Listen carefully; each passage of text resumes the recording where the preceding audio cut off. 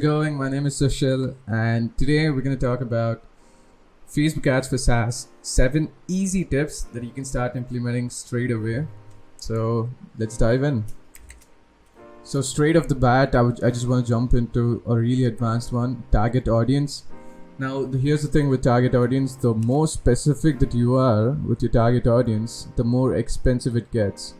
For example, you're just mentioning that they will have to like Salesforce, and they will have to be of a certain age gap, and they will have to like another interest.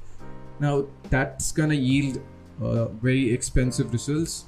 That's because that's the thing with Facebook ads. When you have granular targeting, like the more granular your target audience is, your CPM tends to go up.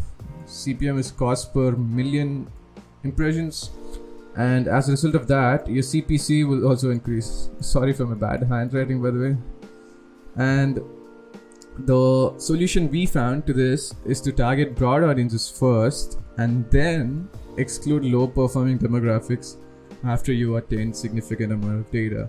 So what happens is that to optimize your target audience, you will have to target a broader audience first, and after that, once you start breaking down on what your demographic is and what sort of people that you'd like to target, you can then start excluding low performing ones. So that's the idea behind it.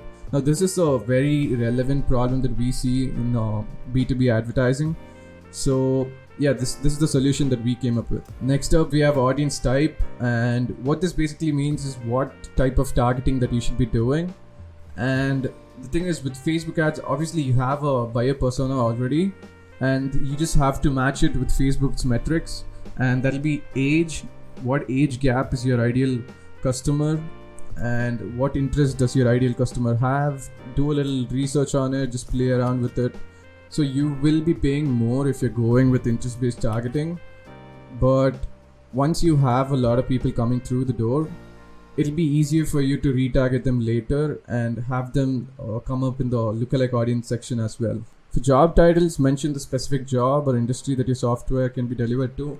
For example, if your software is trying to reach the HR people or the VP of marketing or some business executives, BDRs, just mention it all and it'll help you reach them. And for lookalike audiences, you can leverage your current customer database using this. Like, you've already had like a set of email lists from just people signing up to your lead magnets or your blog articles, something like that. You must have already have a customer base, and Facebook ads, what it allows you to do is that it'll set up a lookalike audience based on the current email list that you're having, so you can leverage that very easily. Now, this is a very important tip. First, running brand awareness campaigns and then retargeting them. So what we've seen most companies do is going straight for the sales campaigns, and that is a mistake because you're just shoving your product down people's throat and you're just asking them to buy without really giving more context to it. So what's worked extremely well for us is generating awareness first and then retargeting aggressively. I'm talking like 4x, 3x times the frequency of the retargeting ads, and this will help you convert the people that are on the verge of buying your product. I highly recommend you trying the strategy instead of dumping all your resources onto the sales campaigns and not getting anything out of it. So the fourth tip is to offer a free trial. I mean, it's pretty obvious, but still, a lot of people don't do this the right way, and that is to giving them access to the software without having to enter payment details. I mean, people don't just want to enter credit card information without knowing what you have to offer, and having limited access to features that could make people stick. Now, this is a lot of people make this mistake as well. It just adds on more obstacles to people just falling in love with the product. And some good examples are Zapier, HubSpot, Dropbox. Now, they have like a 15-day trial period where they give full access to all the features.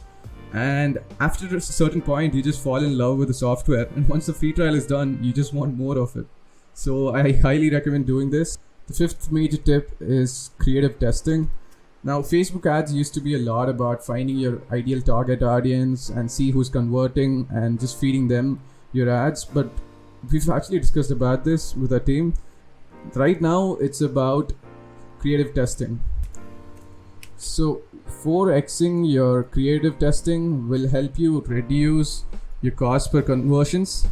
So the reason this works is because Facebook, once it gets a certain amount of conversions, like 50 to 100, or it knows who your target audience is. So you can just turn on open targeting and you will still reach your ideal target audience, and this will help you just cut down on the cost per conversions. And yeah, it just works very well for us. So the benefits of split testing are you just have reduced ad fatigue because you just keep on split testing different creative elements like carousels, videos, and people don't report your ads a lot because they don't see it multiple times. You get constant data from how ads are performing, and dynamic creative testing is also an option on Facebook that you can just use it to just change up different copies and change up the headlines a bit, change up the call to action. This will help you get more data on which is working very well for you. Next tip is video ads. And why video ads for SaaS? Because generally when you have visual mediums, they have greater user engagement, and that's what happens in Facebook as well. And you get to like visually explain what your SaaS does. And I think this is a bonus point because a lot of SaaS, they don't know how to explain what their SaaS does to the customers, and they generally have higher click-through rates as well. Now what you can also do is you can build a retargeting audience and a lookalike audience from the people that have watched your video based on watch time. If you do not have a video, I highly recommend you have a video that visually explains what your SaaS does, so that it just generally helps in every scenario. Now the seventh and final tip is retargeting placements and lookalike audiences. So when you're retargeting small audiences, it's better to target all placement methods instead of just splitting campaigns by device, platform, placement, and in the end you just don't see any results, and it's very hard to scale doing this, and it also hurts performance obviously. Another thing you can do is lookalike audiences, and what happens is Facebook creates a whole set of audience that's very relevant to your current customer base. So what you can do is that just they can be laid with other targeting so that you just start closing in on who your ideal target audience is. So that's about the end of the video. Now I'll just summarize so that it's just easier for you. So the first tip is targeting broader first and then closing in on your target audience. The second tip is to find your buyer persona and just integrate that with Facebook. The third tip is to generate awareness campaigns first and then retarget them aggressively. Fourth tip is to have a good free trial, not having to enter payment details and not having limited access to features. Fifth is creative testing. Sixth is video ads. Make sure you have a video that explains your software. The seventh is retargeting placements and lookalike audiences. Lookalike audiences can be layered with other criteria that just helps you close in on your target audience.